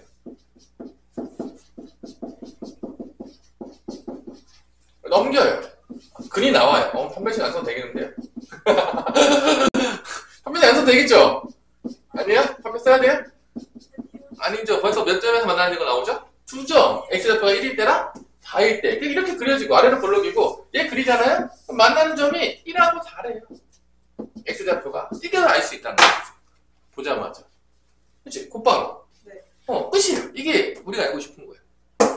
뭐 근이 안 나오면은 판별식이 쓸 수도 있겠지만 대부분 이렇게 인수분해 해서 근이 나오게 줘요. 왜냐면 뭐 계산 가지고 고려 먹을 필요는 없잖아요. 꼭 그래야 할까요? 아니겠죠. 그렇죠. 그래서 웬만하면 이렇게 인수분해에 대해서 주고요. 인수분해가 안 되잖아요? 그럼 뭐로 넘어갈 것 같죠, 이제? 근과 기회설 관계를 통해서. 내가 얘기했잖아요. 근과 기회설 관계를 통해서 뭐로 넘어간다? 고세무치 변형으로 가는 거죠. 이게 다 연결되어 있는 거예요. 그러니까 우리 2차 방정식에서 배웠던 모든 것들이 이제 다 연결돼서 여기 하나에 축약돼서 나옵니다. 그럼 이번 시험에서 중간고사에서 가장 중요한 건 뭐냐? 얘죠. 여기 안에 모든 게 다 땀 싸먹어 들어가 있어요. 얘를 낱낱이 분석해야 되는 거죠. 근데 뭐 2차 함수를 잘 모른다. 벌써 이제 힘든 거죠. 그래서 머리 가는 겁니다. 그래서 여기서 이제 무수히 많은 응용들과 여러분 슬프게 하는 문제들이 나오기 시작하는 거죠. 그래서 이제 그런 것들을 다 개념대로 다 뽑아내서 풀어낼 수 있는 걸 원하는 거죠. 복합적인 사고 능력을 원합니다. 누가? 수학 선생님들이. 여러분들 단세포 생물로 보지 않으려고 합니다. 여러분은 아메바로 생각하지 않으려고 해요. 하지만 아메바가 되려는 친구들이 많죠. 선생님, 전 지금도 생각하고 싶지 않지만 더 생각하고 싶지 않습니다. 이런 모토를 가진 친구들이 있어요. 그죠? 진짜 있어요. 가르치다 보면. 근데 전 지금도 생각하고 살고 싶지 않던데요. 더 생각하고 싶지 않은 친구들이 있어요. 당연히 수학을 잘할 방법이 존재하지 않아요. 그런 친구들에게는. 왜냐면 사고하지 않은 친구들에게는 이제 힘든 거죠. 그래서 뭐 개념 체크해 보면 이러한 좌표들을 구하라고 이제 문제들이 짠짠짠짠짠 하고 나오는 거죠. 그렇죠? 그래서 이제 위치관계 문제들이 쭉쭉 나와요. 엄청 나와요. 어디까지 나오냐? 대표 예제 5번까지인가 있나요? 중요한 얘기죠. 시험 문제 이제 자주 나온다. 여기 뭐 이제 가장 쉬운 문제들만 갖다 놨지만 뭐 실제 시험 문제에서는 이제 복잡하게 엮어진 문제들이 나오겠죠. 그럼 당연히 이제 기본부터 정확히 익히지 않으면 어려운 문제를 익힐 수가 없는 거죠. 자, 그러면 이제 대표 예제 1번을 보면서 문제를 몇 개만 풀고 여러분들이 또 많이 하면 또 금요일부터 이제 지치기 때문에 그죠? 이제 다음 주도 조금 빡세다고 했나 우리 소윤이가 이제 막바지 그죠? 쉬운 일이 없죠? 공부도 하랴 면접도 하랴. 나중에 이제 여러분들이 이제 고3이 되면 얼마 남지 않았어요. 3년도 안 남았어요. 슬픈데 충격적이죠. 하여튼 고등학교 입학도 아닌데 무슨 초치는 얘기를 하시니까. 그렇지만 뭐 3년 안에 수능을 보고 있겠죠. 근데 이제 수시랑 정시를 같이 준비하는 게 되게 힘든 일이에요. 아마 성인은 지금 하나 대학교에 뭐 면접 하나 준비하고 가는 것도 에너지 소모가 많죠? 근데 보통 이제 수시를 쓰면 6개를 쓴단 말이야. 그러면 여러분들이 되게 쉽게 생각하는 친구가 있어요. 수시 6개를 쓰고 정시를 대비하면 되겠다. 아주 갈팍한 생각이죠. 6개를 준비한다는 게 생각보다 에너지 소모가 많아요. 공부하기가 쉽지 않죠. 그래서 애들이 수능 공부만 하게 해주세요. 뭐 이런 얘기가 나오는 거예요. 쉽지 않다는 거야. 하나만 준비하는 것도 쉽지 않았는데 6개 준비하면서 수능 공부를 해야 되네? 오마이갓이네? 어려워진 문제는 지금보다 수백 배 더 어려워졌을 텐데 충격적이겠죠. 공부의 양도 무수히 많이 늘어났는데 아무리 생각해도 시간이 항상 부족하다. 지금 여러분들이 시간이 가장 많을 때입니다. 지금 공부하지 않는 게 슬픈 이야기죠. 하지만 가장 시간이 많을 때 공부하지 않습니다. 나중에 이제 시간이 부족하다고 나한테 이제 얘기할 거예요. 그때 가서 내가 왜 공부를 안 했을까요? 또 이제 한탄하겠죠. 사람 원래 그렇게 하니까요. 지금이 가장 시간이 많을 때요. 그때 말했잖아요. 지금 공부하시라고. 지금 놀 때가 아니라고. 지금 노는 순간 여러분들의 미래가 점점 암울해져 가고 있다고. 왜냐면 누군가는 공부하고 있으니까. 다 같이 공부 안 하든지 우리나라가 이제 공산주의 사회로 바뀌어가지고 서울대학교는 누가 들어가냐? 그 주위에 사는 사람이 들어간다. 그러면 모르겠지만 뺑뺑이로 대학교를 가겠다. 그리고 모든 봉급은 똑같다. 이렇게 된다면 여러분 공부 안 해도 되겠죠. 하지만 금방 망하겠죠. 공산주의 사회가 망하는 거 다 봤죠, 여러분들? 굳이 얘기 안 하더라도 사람은 아주 이기적이기 때문에 절대로 노력하지 않습니다. 다 같이 망하는 거죠. 그래서 이제 그러면 뭐 무조건 경쟁이 무조건 좋은 거냐? 무조건 경쟁이 꼭 좋은 것만도 아니죠. 그래서 이제 그 두 개를 절충하는 게 바로 여러분들이 배우고 있는 자본주의 사회에다가 이제 복지를 결합한 게 그걸 어느 정도 한 거죠. 마지노선을 주겠다. 당연하겠지만 열심히 공부한 사람한테 혜택을 주긴 하겠지만 완전히 안 하고 놀았던 친구들도 죽진 않게 하겠다. 그게 이제 복지 아니겠습니까? 그죠? 이제 그쵸? 아닌가? 그게 복지예요? 당연하겠지만 근데 뭐 내가 열심히 공부해도 나의 여건이 아무도 나아지는 게 없다. 차별 주는 게 없다. 아무도 공부를 안 하겠죠. 나도 공부를 안 했을 것 같은데 누가 미치지 않은 이상 공부가 너무 재밌어가지고 공부하는 아무도 공부를 안 할 겁니다. 당연하겠지만 나부터 안 했을 것 같은데요. 사람이랑 공부 안 하겠죠? 그죠? 근데 이제 그러면 우리나라가 이제 망하는 거죠. 왜냐? 우리나라는 자원도 없고 인구도 없고 섬나라에다가 가진 게 아무것도 없어요. 공부만 안 하잖아요. 그거로 망합니다. 우리나라 망하는 확률이 100%예요. 주변에 만만한 나라가 아무것도 없어요. 뭐 중국, 러시아, 미국, 일본 뭐 아무것도 우리보다 만만한 데가 없어요. 그래서 교육밖에 살아남을 방법이 우리나라는 사실 없습니다. 아무것도 없어요.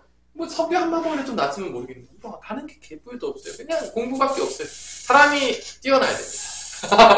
그죠? 그러면야지 여러분들이 나중에 살았을 때, 부유한 날에 사는 거죠. 안 그러면 뭐, 노력하지 않고 부유할 수 있는 방법은 우리나라도 불가능해요. 땅도 조그맣고, 인구도 없고, 다 총체적 낙률입니다. 열심히 공부하세요. 자, 뭐, 슬픈 이야기지만, 자, 대표 1번 넘어가서, 결론은 공부하자. 공부 안 해도 되는데, 다른 거 열심히 하세요. 공부 안 할 거면. 하지만 뭐 다른 거 할 거 없으면 공부하세요. 공부가 제일 만만하니까요. 자, x축과의 교점의 x좌표가 뭐라겠죠? 마이너스 6과 4도. 이게 이제 근이라는 얘기예요. 근과 계산식으로 가는 거죠. 곧바로 두 근의 합으로 가는 거죠. 이게 2차 함수 문제인지 2차 방정식 문제인지 모르겠다. 다 같이 써요. 그러니까 나중에 이제 내가 교회 다니는 친구들한테 이제 비유를 들 때 이렇게 많이 비유를 드는데, 우리가 보통 이제 성경적으로 봤을 때 좀 이해는 안 되지만 뭐 삼위일체라는 불러요. 셋이 다른데 하나다, 뭐 이런 느낌으로 부르는데, 2차 방정식, 2차 함수, 2차 분식도 셋이 다른데 하나예요. 약간 그런 느낌을 쓰는 거야. 그냥 같이 다 있는 거예요. 그냥 셋이 다른 것처럼 배우지만 하나로 같이 나오는 거죠. 항상 모든 문제 섞어서 나온다는 거야. 이제 2차 분식까지 배우면 내가 말을 더 이해할 수 있을 거예요. 약간 뭐 정확히 일치하지 않겠지만 이렇게 비유를 좀 들어요, 선생님. 일반적으로. 그러니까 셋이 하나인데 다른데 하나처럼 쓰여져요. 여기서도 이제 보면 2차 함수 같지만 x축까지 다 표현이니까 2차 방정식 근각에서 갑자기 쓰고 있는 거죠. 그래서 그래서 이제 마이너스 1 플러스 4는 두 분의 합은 a분의 마이너스 a분의 b니까 2분의 마이너스 a가 되는 거죠. 근각 계산해서. 그 다음에 두 분의 곱 마이너스 6 곱하기 4는 2분의 b가 된다. 근데 a분의 또 구할 수도 있는 거죠. 그래서 갑자기 선생님 근각계산에 나서 갑자기 당황스러운데요? 이거 무슨 2차 방정식 문제였나요? 왜 이렇게 물어볼 수도 있는 거죠, 갑자기? 땡뚱맞게. 그래서 이제 이게 마이너스 2니까 a는 뭐가 되냐? a는 4가 되는 거죠. 그 다음에 이거는 마이너스 24니까 b는 뭐가 된다? 마이너스 48이 된다는 걸 구할 수가 있는 거죠. 그래서 갑자기 근각계산을 쓰니까 또 당황스러울 수 있죠. 뭐지? 근데 근이니까 그게 슬프지만. 자, 그렇게 해서 이제 그렇다는 얘기는 이 2차 함수 문제는 100% 누가 섞여서 들어갈 확률이 100%라는 얘기죠? 2차 방정식. 그럼 2차 방정식에서 어려웠던 모든 개념들을 섞을 수가 있다는 얘기예요. 당연하겠지만 하나만 내는 경우는 거의 없을 것이다 라고 단언컨대 얘기하겠습니다. 자, 그러면 대표적인 문제가 뭐 그런 거죠. 211페이지에 뭐 1-2번도 한번 풀어보시고 1-3번도 풀어보시고 1-4번도 한번 풀어보세요. 다 풀어보란 얘기예요. 그러니까 왜 풀어보라는지 이제 풀면서 느끼시면 되겠습니다. 선생님 왜 풀라고 했을까? 여기 오른쪽 걸 다 풀어보세요. 오늘 진도 많이 안 나갈 거예요, 그냥. 그러니까 개념은 쉬운데 문제가 쉽냐? 그거는 아니다. 뭐 그런 거죠. 분명히 문제는 쉬웠으면 좋겠는데, 그죠? 문제가 참 재밌어요. 여러분들 그래 재미없겠죠?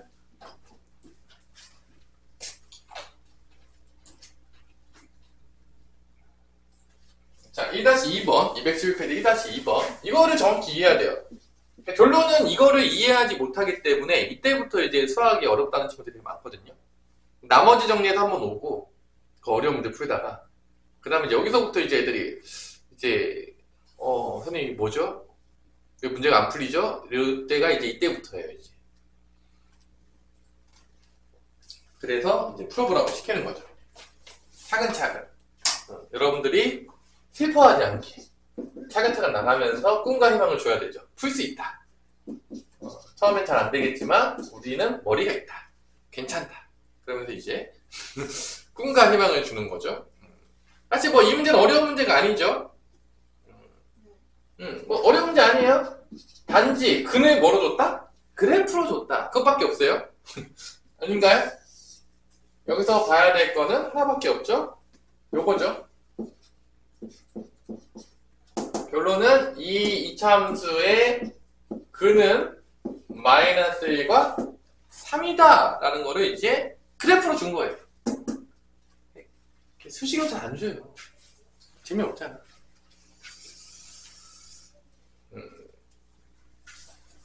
두 점 사이의 거리가 3이 되도록. 이때부터 이제 1의 3번부터가 조금 슬퍼지죠. 얘는 한번 쉽잖아.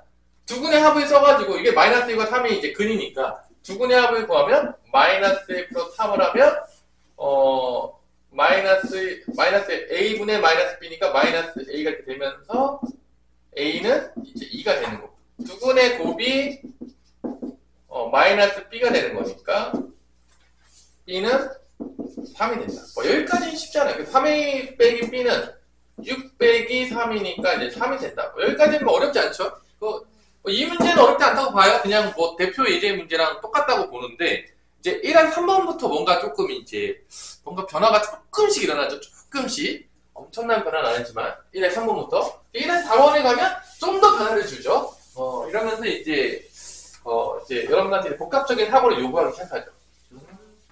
그죠? 너무 좋죠? 근데 이제 이런 문제가 이제 슬픈 거는 이제 기본 문제라는 게 슬플 뿐인 거죠. 이제 아직 응용을 가지 않았다는 게 너무 이제 슬픈 거고 이제 여러분들한테 그래서 이제 고등학교 수학이 쉽지 않다고 부르는 거죠. 그러니까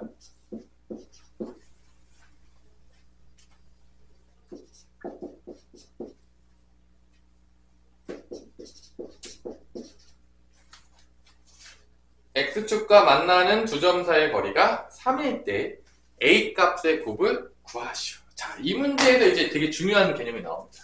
그래서 이 문제를 이제 풀었던 친구도 있고 못 풀 친구도 있었는데 일단 X축과 만나는 점의 좌표를 우리가 결정을 먼저 해줘야 돼요. 항상 뭐가 중요하냐? 뭔가 몰라. 그럼 미지수를 설정해 주는 거야. 왜냐면 미지수 설정해야지 뭔가 식을 쓸 수 있기 때문에. 그래서 X축과 만나는 점을 우리는 뭐라고 부를 거냐면 알파랑 베타라 부를 겁니다. 가장 많이 쓰는 거잖아. 근이기 때문에. 그럼 여기서 이제 문제에서 주어진 건 뭐냐? 두 점 사이의 거리죠. 그걸 어떻게 표현할 수 있는 거야? 두 점 사이의 거리는? 그러니까 결론은 알파랑 알파 플러스 3 되고 알파 마이너스 베타의 절대값이 3이다라고 쓸 수 있는 거죠. 우리가. 아닌가요? 두 점 사이의 거리가? 그러면 이제 얘를 통해서 누굴 구하는 거야? A를 구하는데 당연했지만 얘는 이제 인수분해 할 수가 없겠죠. 왜냐면 미지수가 있으니까. 근데 저는 미지수가 있어도 인수분해 하는 그런 경우도 있어요. 얘는 그래서 하는 사람이 있으면 대단한 타임이라고 보겠어요. 저는 불가능한데 가능합니까? 인수분해 안 되잖아요. 그래서 뭐로 가냐? 근과 기수의 관계로 가는 거죠. 그래서 알파 플러스 베타가 마이너스 A가 되는 거예요. 가능했지만 알파 베타는 뭐가 되는 거죠? 마이너스 2가 되는 거죠. 그래서 곱셈공식 변형으로 가는 거죠. 왜냐? 절대값은 제곱하면 탈출할 수 있으니까 이걸 쓰는 거죠.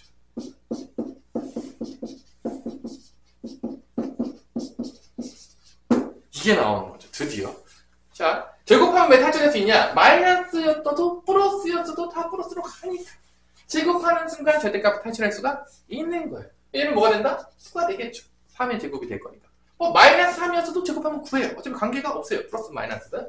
그럼 여기는 아니잖아요. 뭐가 되죠? 마이너스 A 제곱이니까 뭐가 되는 거죠? A 제곱 되겠죠. 자, 이게 마이너스 2니까 플러스 뭐가 되죠? 8이 되는 거죠. 그래서 A 제곱이 나오죠. 그래서 A는 뿔마 1이 나온다는 걸 알 수가 있는 거죠. 그래서 A 값의 곱을 구하라고 했으니까 답은 마이너스 1이 된다는 걸 구할 수가 있는 거죠. 이런 식으로. 근과 기의 관계와 곱셈공식 변형을 이용하는 거죠. 이제 이렇게. 그러니까 이제 그림과 함께, 이제 그림과 수식이 같이 콜라보레이션으로. 그러니까 그림과 수식을 정확히 이해하셔야 돼요. 이게 한 몸이에요. 따로따로 엮여지는 순간 어떻게 된다? 망한 것이다. 수식과 그래프를 정확히 이해해야 돼요. 안 그러면 절대로 어려운 문제를 풀 수 있는 방법이 존재하지를 않습니다. 하지만 이거를 되게 어려워하죠. 왜냐? 이거 그림도 드럽게 안 그렸었고 이랬는데 갑자기 고등학교 올라오니까 나 이차함수 그래프도 잘 모르는데 갑자기 수식과 그래프와 같이 가면서 동시에 이해한다고 그러고 곱셈공식 변형 기억도 안 나고 이런 거 총체적 난국이에요. 그러니까 한 개라도 잘 모르면 이해가 안 되는데 모르는 게 많다는 거야 대부분 애들이. 그러니까 여기부터 이제 문제가 나오기 시작하면 넌 누구? 난 어디? 어디를 날 모르는 걸까? 이렇게 되는 거예요. 제대로 공부하지 않았던 대부분의 친구들이. 그러면서 이제 수학과 나는 이제 그만 손절해야 될 때가 된 것 같다. 그러면서 이제 수학을 던지기 시작하죠. 그죠? 이제 그럴 수 있다는 거예요. 충분히 가능하다. 정말 슬픈 이야기지만, 그죠? 자, 1의 4번을 보면 y는 fx가 있고요. 자, 이건 2차 방식 문제인데 사실 실제적으로 여기서 뭐냐? y는 fx에서 근을 줬죠.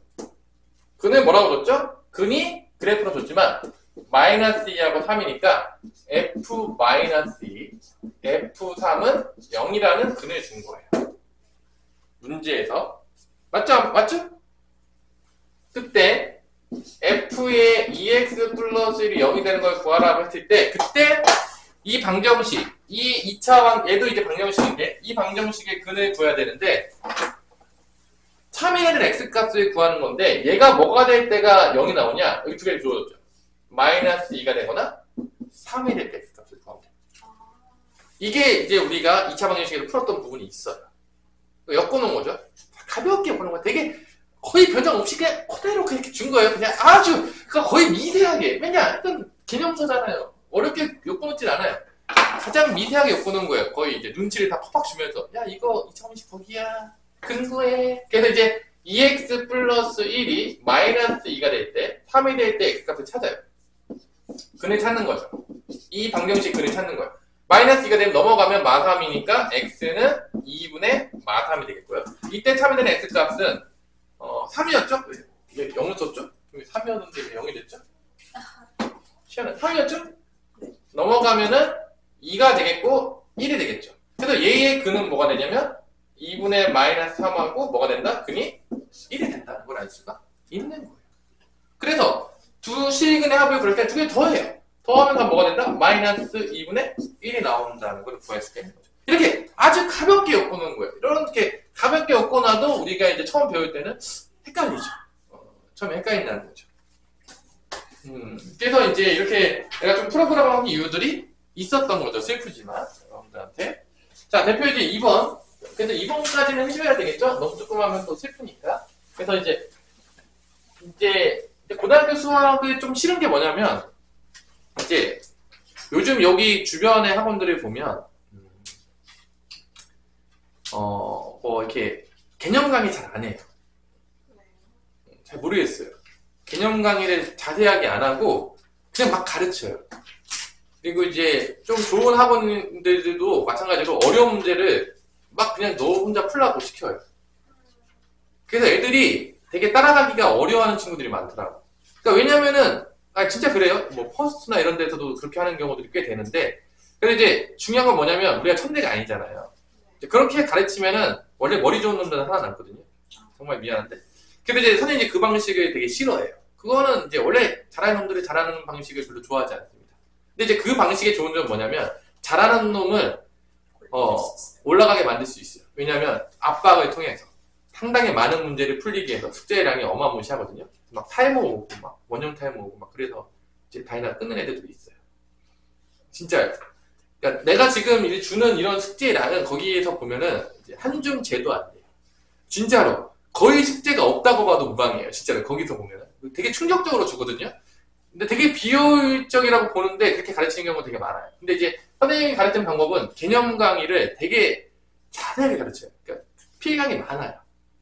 여러분들이 최대한 이해했으면 좋겠다는 마음이 있는데 단점은 뭐냐? 수학에 관심 없는 애들이 들으면 졸려요. 이게 단점이에요. 자, 뭔 소린지 알아? 이게 안 졸려 그러면 어쩔 수 없이 뭐냐면 내가 필강이 많잖아. 그러니까 이게 되게 슬픈 거야. 그러니까 장단점이 있는 거야. 이게 내가 강의 길어지는데 여러분들 안 졸려면 같이 생각하고 같이 고민해야지 앉아있을 수가 있거든?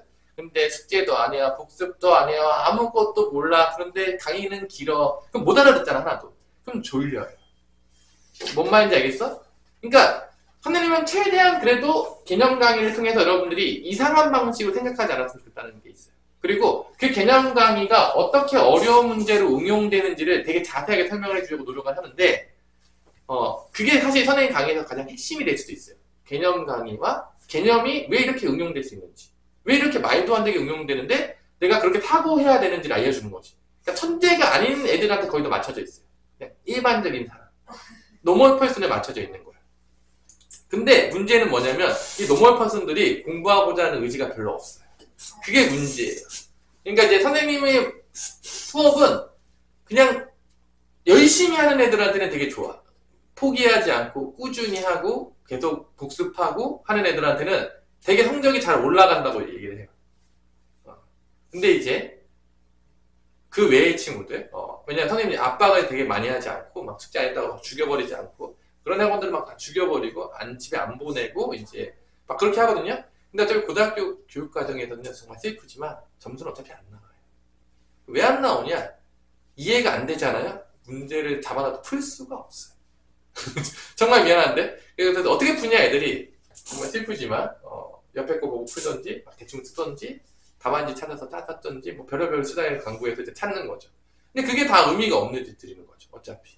그래서, 공부할 수 있는 모든 여건은 주죠. 선생님 그래서 이제 강의도 촬영을 다 하는 거고, 이해를 못할까봐 다시 보라고 하는 거고, 그럼에도 불구하고 이것들은 여러분들이 공부하지 않겠다고 마음먹으면 어떤 것도 이해하지 못하고 넘어갈 수 있어요. 계속 가는 거예요. 이게 문제인 거죠. 수학은 어차피 자기가 해야 돼요. 자기가 경험하고 자기가 직접 해보고 깨달아야 되는데 하지 않으면 내가 어떻게 도움을 주려고 해도 아무것도 먹히지가 않는 거죠. 어차피 안 와요. 그래서 여러분들이 하셔야 됩니다. 뭐 이렇게 얘기해도 안 할 사람들은 안 하더라고요. 아무리 내가 할 수 있는 모든 방법을 줘도 안 하는 친구들은 안 합니다. 나중에 이제 후회하죠. 항상 후회하는데 어쩔 수가 없어요. 선생님도 맨날 이렇게 후회하지 않게 하기 위해서 맨날 얘기하거든요. 공부해라. 공부하는 거야. 공부해야지. 다 얘기하지만 안 먹혀요. 서로 다른 두 점에서 만난다. X축과 위치관계죠? 그래서 다 뭘 쓰면 된다? 판별식을 쓰면 된다, 안 된다? 된다. 얘는 이제 보면 알겠지만 딱수가 많죠. 딱수 판별식은 겁나 써요, 우리가 맨날. 고등학교 때 딱수 판별식 엄청 씁니다. 그래서 2의 제곱 마이너스 K가 되겠죠. 서로 다 중에 0보다 크면 되겠죠. 판별식이 0보다 크다. 그래서 K는 뭐보다 작다? K는 4보다 작다가 되는 거예요. 그러면 얘 하나 구했으면 나머지는 구할 필요가 없죠. 아닌가요?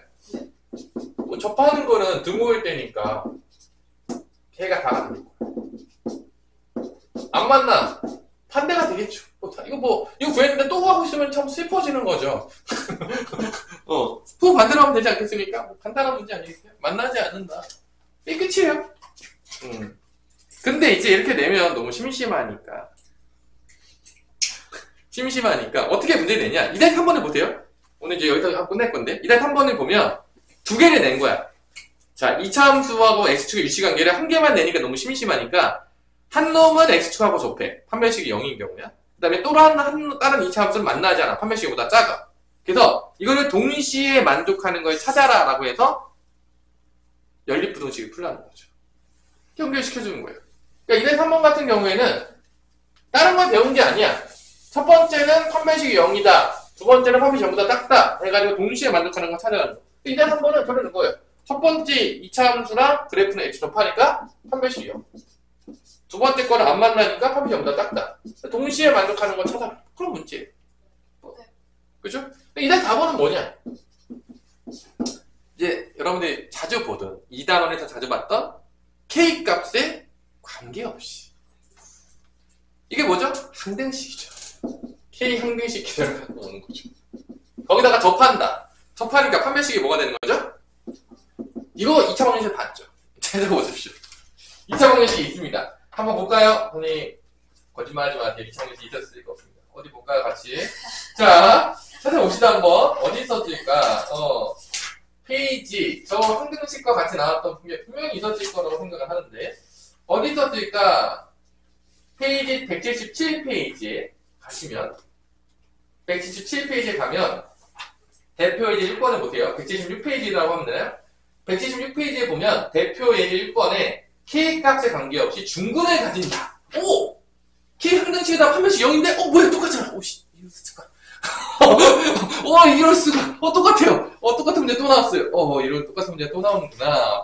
반복되는구나. 물어보는 것만 바뀌었을 뿐이지 같은 놈이다.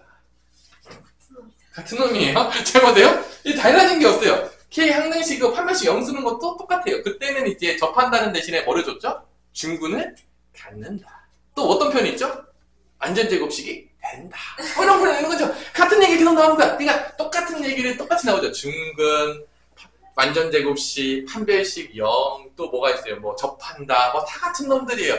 이게 여기서는 방정식에서 그렇게 말 얘기하는 거, 함수에서는 그렇게 얘기하는 거. 이게 뭐 다 같이 쓰는 거죠. 위아더 월드가 되는 거죠. 그죠? 재밌죠? 근데 그거 다 알아들어야 돼요, 여러분들이. 같은 내용이구나.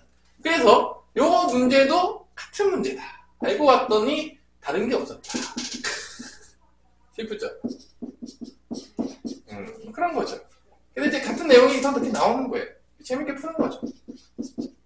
자, 그래서 먼저 판별식 0부터 가는 거죠. 그래서 또 선생님 짝수 판별식부터 갈까요? 오케이, 짝수 판별식부터 가자. 짝수 판별식 쓰는 겁니다. 또. 그래서 a-k의 제곱 마이너스 ac니까 이렇게 되겠죠. 그 다음에 이제 k 항등식 써야 되니까 k에 대한 무름차트 정리해야 된다. k 항등식 써야 되니까 k에 대한 내림차트는 정리하는 거죠. 가는 거죠. 이렇게 가는 거예요. 슬프지 마. 그래서 이제 제곱하면 k 제곱 마이너스 2a k 플러스 a 제곱 마이너스 k 플러스 8k 마이너스 b는 0인데 없어지니까 요거랑 요랑 합치면 8 마이너스 2ak. 그다음에 상수항 a 제곱 마이너스 b는 0. 그래서 k가 0이랑 성립하이면 얘도 0이면서 얘도 0이 되면 되겠다. 그래서 이제 뭐 항등식이 또 나오네요. 맨날 나와요. 모든 게 같이 나옵니다. 고등학교 수학은 다 나옵니다. 앞에 배웠던 모든 것들이 뒤에 다 나옵니다. 언제 때까지? 고1, 고2, 고3을 연결해서 다 나옵니다. 앞에 거 모르면 될까요? 안 돼요. 이해를 못 해요. 그 망해요. 그래서 이제 되게 성실히 공부해야 돼요. 정말 슬프죠? 왜냐면 어느 순간 이해가 안 되는 순간부터 어떤 욕구가 올라오기 시작하죠? 아, 수학을 던져야 되겠다는 그 강력한 욕구가 올라옵니다. 왜냐면 앞에서 강의를 막 하고 있는데 뭔 말인지 하나도 못 알아들어. 야, 얼마나 재미가 없겠냐. 하나도 이해가 안 돼서. 내가 들어도 졸릴 것 같아. 야, 영화 보다가도 자잖아. 이거 보다가 안 자겠냐? 이해가 하나도 안 됩니다. 안 그래도 재미가 없는데. 이게 너무 재밌어요. 이게 미친놈이죠. 그럴 리가 없어요. 그 미치는 거예요. 정신감정을 좀 받아봐야 돼. 뭐 그런 친구도 있을 수 있겠죠. 아, 수학이 너무 재밌다. 선생님은 그래도 나름대로 수학이랑 물리를 가장 좋아하긴 했어요. 이제 고등학교 때. 그 이유는 이제 외우지 않아도 되니까. 난 외우는 거 되게 싫어했기 때문에. 선생님은. 그래서 이제 수학 공식도 하나도 안 외웠어요. 참고로 해줄게요. 수학 공식은 다 어떻게 썼냐? 다 유도에서 썼습니다. 한 유도는 한 10번에서 한 20번 정도 하잖아요? 그럼 공식이 외워져요. 머릿속에서 그냥 자동적으로 떠다닙니다. 그래서 이제 외워진 경우를 빼놓고는 일부러 암기한 경우는 없었어요. 솔직히 얘기해서. 선생님은. 근데 그러다 보면 머릿속에서 모든 개념이 떠다녀요. 이렇게. 맨날 유도하다 보니까. 그러니까 이제 남들보다 수학 문제는 많이 안 풀었는데 압도적으로 응용은 잘했죠. 그 이유는 하나밖에 없어요. 왜냐 모든 개념이 머릿속에 있었기 때문에 그래요. 왜냐 맨날 유도해보고 왜 그렇게 됐는지 고민해보고 그러다 보니까 남들은 막 되게 어려운 문제지 뭐 10권씩 풀고 있을 때 선생님 막 3권 풀어도 걔네 다 이겼거든요. 그 이유는 하나밖에 없어요. 걔네는 개념하고 문제랑 따로 갔죠. 진짜로 여러분들 다 개념하고 문제 따로 가요? 왜? 그걸 알 수 있는 거 하나밖에 없어요. 여러분들 이제 중학교 때 문제집을 겁나 막 풀었어. 그래서 원과 직선을 막 푼 거야. 5건, 6건 풀었어. 물어봐요. 개념이 뭐였냐? 대답하는 친구들이 별로 없어요. 뭐 어떤 개념 배웠는지 몰라. 그 얘기는 뭔 소리야? 개념하고 문제랑 애매하게 연결된다는 거야. 이게 애매하게 연결된 거예요. 근데 이제 고등학교 때 똑같아요. 이제 문제집 엄청나게 푸는데 어떤 개념을 배웠니? 뭐였을까? 기억이 나지 않네. 이러면 벌써 볼 것도 없어요. 개념하고 문제랑 잘 연결이 안 된 거. 그러면 당연하겠지만 지름길로 갈 수가 없어요. 방법이 없어요. 지름길에 갈 방법이 없어요. 그렇게 지름길로 가면 걔가 천재예요. 그럴 수가 없다는 거야. 그렇기 때문에 개념을 정확하게 알고 그 개념에 대해서 혼자 정의해보고 그래서 이제 선생님 많이 썼던 방법이 이제 친구들한테 설명해 주는 거죠. 설명해서 이해시키려면 정말 내가 잘 알아야 돼요. 왜냐하면 안 그래도 못하는 애들한테 이해시키기 쉽지가 않아요. 그러니까 이제 많이 설명해보고 내 나름대로 노트에 정리해가지고 개념을 쭉 써보면서 다 해보면서 이해하는 거죠. 이제 그런 시간을 가진 다음에 이제 문제랑 개념을 연결시켜서 풀고 어려운 문제도 어떻게 개념이 연결될지 고민해본 거죠. 이제 그러다 보면 문제를 많이 안 풀어도 풀리는 거예요. 처음 보는 문제도. 그런 게 바로 가장 이상적인 수학 공부 방법이죠. 대부분이 그렇게 하지 못합니다. 참고해 주시고요. 무수히 많이 풀었던 것 중에 하나 얻어 걸려가지고 내가 풀었던 문제만 풀어요. 어려웠던 문제들도 언젠가 한번 접해봤던 것만 푸는 거예요. 완전 새롭게 나오면 거의 못 푼다는 거예요. 대부분 애들이 잘 못 풀어요. 완전 새롭게 나오면. 근데 수학적으로 가장 원하는 거는 완전 새로운 문제가 나왔지만 개념이 바뀌지 않았다면 풀 수 있기를 원하는 거예요. 그게 가장 최우선 목표입니다. 그게 가장 사고력이 뛰어난 사람이고 어디 가서나 똑똑한 사람이 되는 거예요. 근데 그게 쉽지 않아요. 그게 쉽지 않습니다. A는 4죠? 0이 돼야 되면 A가 4가 되면 16이니까 B도 뭐가 된다? 16이 된다. 뭐 이런 게 되겠죠. 자, 여러분들이 이제 뭐 나는 개인적으로 여러분 다 똑똑한 사람이 됐으면 좋겠고요. 뭐 수학을 나중에 안 쓸 수도 있어요. 뭐 문과를 갈 수도 있잖아요. 근데 중요한 거는 이 수학이라는 과목을 통해서 사고력이 증진돼서 나중에 여러분들이 어느 곳에 가든지 쟤는 정말 똑똑하다. 암기를 잘하는 애가 아니다. 어떤 상황 속에서 어떻게 판단할 줄 알고 미래를 예측하는 친구다. 그리고 새롭게 뭔가 일이 주어졌을 때 더 발전시키는 친구. 이 세 부류가 있죠. 선생님이 맨날 얘기하지만 일을 시켰을 때 그 일도 제대로 못하는 친구가 있어요. 대부분이 일을 제대로 못합니다. 정말 슬프지만 사람은 멍청하기 때문에. 두 번째, 그 딱 주어진 일만 하는 친구가 있어요. 세 번째, 이제 머리 좋은 놈들, 사고력 있는 친구들, 일이 주어진 거 이상의 것을 해내는 친구가 있어요. 자, 이 세 명이 있을 때 여러분들이 사장님이었다. 그렇다면 누구를 고용할지는 지나던 강아지도 알 수 있어요. 누구를 고용할까요? 우리 성윤아? 이 사람. 그래. 이 사람은 갑을 관계가 바뀌어요. 사장님이요. 얘는 죽어도 놓치지 않겠다가 되는 거예요. 진짜라니까요? 거짓말이 아니라니까요? 이런 사람은 어디를 가나 성공하게 돼 있어요. 왜냐? 아니 그냥 놔둬봐. 누구 갖다 써도 다 제대로 일도 못하는데 걔는 이상의 것을 해내고 더 발전시켜 만들어내자. 어떻게 얘를 갖다 버릴 수가 있겠습니까? 그 회사가 망하지 않는 이상은 같이 가는 거예요. 망했다고 할지라도 새롭게 창업하자면 걔를 부르게 돼 있어요. 당연하겠지만 100%입니다. 어디 가나 그런 사람들은 다 선택을 받는 거죠. 그럼 누구부터 자기가 나갈까요? 누굴까요? 대체가 쉽게 가능한 사람. 금방 사라지는 거예요. 여러분들 묻겠어요. 여러분들 이제 나중에 어떤 사람이 되고 싶습니까? 대체가 쉽게 가능한 사람이 되고 싶습니까? 대체가 불가능한 사람이 되고 싶습니까? 당연하겠지만 대체가 불가능한 사람이 되고 싶겠죠. 그래야지 인정받을 테니까. 그러기 위해서 공부하는 거예요. 진입장벽이 낮지 않으니까. 진입장벽이 낮은 것들이 있잖아요. 뭐가 있을까요? 막노동. 뭐 막노동, 배달, 뭐 이런 것들. 여러분들이 뭐 내가 맨날 얘기했지만 슬프지만 지금 파업하는 것도 다르잖아. 의사가 파업하는 거하고 배송기다가 파업하는 건 완전 달라요. 배송기다 파업하잖아요. 다 자르고 다시 뽑으면 돼요. 뭐 어렵다고 금방 교육시키면 끝나요. 2주면 끝날까요? 1주면 끝날까요? 얼마 걸릴 것 같아요? 그쵸? 누구나 대체할 수 있잖아요. 파업의 효과가 없는 거예요. 왜냐? 금방 대체가 가능하니까. 의사가 파업하잖아요? 대체가 안 돼요. 정말 미안한데요. 대체가 안 된다니까요? 너희끼리 먹힐 수밖에 없어요. 왜냐? 얘네가 놓으면 다 죽는 거예요, 그냥. 그렇잖아요. 진짜 더럽고 치사하지만, 정말 더럽고 치사하지만, 그죠? 목숨 가지고 장난치니까 더럽고 치사하잖아요, 그죠? 근데도 말을 들어줄 수밖에 없는 거예요. 맞잖아요. 그게 현실이라는 거야. 정말 세상은 냉혹하기 때문에. 그래서 여러분들이 열심히 노력하시고 대체 불가능한 사람이 되세요. 내가 이제 여러분들한테 바라는 거는 내가 선생님 공부도 많이 했고 나름대로 그래도 막 이 세대가 어떻게 바뀌는 것도 관심이 많아요. 그럼 어떤 사람이 이제 인재가 되냐라고 본다면 일단 여러분들이 우리 국내에 태어났잖아요. 그럼 일단은 영어로만 성공하기 힘들어요. 왜 그러냐? 외국에 살다 놈이 너무 많아요. 국내에서 아무리 날고 떼봤자 쉽지 않다는 거야. 타일도 없는 놈을 이기긴 되게 어려운 일인 거야. 근데 걱정하실 필요가 없어. 영어로만 승부하기는 어렵겠지만 이건 달라. 내 전문 분야를 잘 알면서 영어를 잘하잖아요. 그럼 괜찮아. 영어 잘한다는 게 대화가 통한다는 얘기야.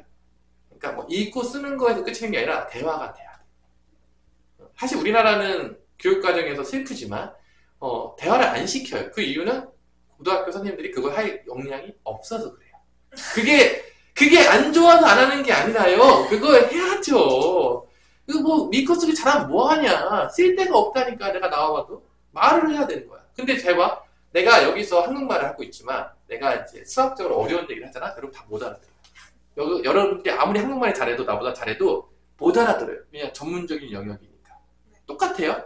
얘가 외국에 살다 왔어. 진짜 영어를 겁나게 잘해. 근데 얘가 그 전문적인 분야의 지식이 없잖아? 그럼 그 영어는 어차피 쓸 수가 없어, 거기서는. 그렇다는 건 뭐야? 어떤 사람이 글로벌하게 인정받냐? 그 분야의 전문적인 지식이 있어. 잘해. 그리고 말이 통해. 이런 사람은 내가 장담할게요. 다 모셔갑니다. 그냥 여러분들이 취업서를 안 내도 돼요. 그냥 와서 다 무릎 꿇고 제발 와주세요 그럴 거예요. 제가 장담할게요. 힘들죠. 쉽지 않은 일이에요. 절대 쉽지 않아요. 전문적인 지식 가지면서 영어 회화가 되는 거는 어려운 일이에요. 하지만 되잖아요? 여러분들은 이제 내가 자랑하고 싶은 제자가 되겠죠. 100%예요. 뭐 대학에 뭐 조금 안 좋은 데 나왔다 해도 나중에 빛을 발할 수밖에 없어요. 그런 사람은 거의 없기 때문에 그렇죠. 그래서 내가 여러분한테도 말하겠지만 영어로만 우리나라에서 끝을 보겠다. 별로 좋은 판단이라고 나는 생각하지 않아요. 왜냐면 너무 외국에서 많이 살다 온 사람들이 많아요. 그래서 이 두 가지를 양립해서 가셔야 돼요. 내가 영어를 하지 말라는 얘기가 아니에요. 절대 그런 말로 들으시면 안 돼요. 근데 이제 수능 영어, 토익 영어, 토플 영어는 실제 크게 쓰여지지 않는다는 거예요. 별로 도움이 안 돼요. 현실적으로. 근데 왜 그렇게 갈 수밖에 없냐? 우리나라의 인프라가 아직 그 정도밖에 수준이 안 된 거예요. 가르치는 사람들이. 결론적으로는 우리나라 모든 영어 교육은요, 회화로 바뀌어야 돼요. 그게 맞는 거죠. 우리가 너무 빨리 발전했잖아. 선생님 때는 알파벳을 중학교 때 1학년 때 배웠어요. 그런 사람들이 교사로 있고, 나보다 더 많이 하는 사람이 교사로 있잖아요. 어떻게 회화가 됩니까? 안 되는 거예요. 이게 지금 이렇게 가르치고 있는 거죠. 그지 깽깽이처럼. 어쩔 수 없는. 그냥 교사의 질이 확보되지 않으면 학생들을 가르칠 수가 없는 거예요. 가르치는 교사이기 때문에. 어쩔 수가 없는 거죠.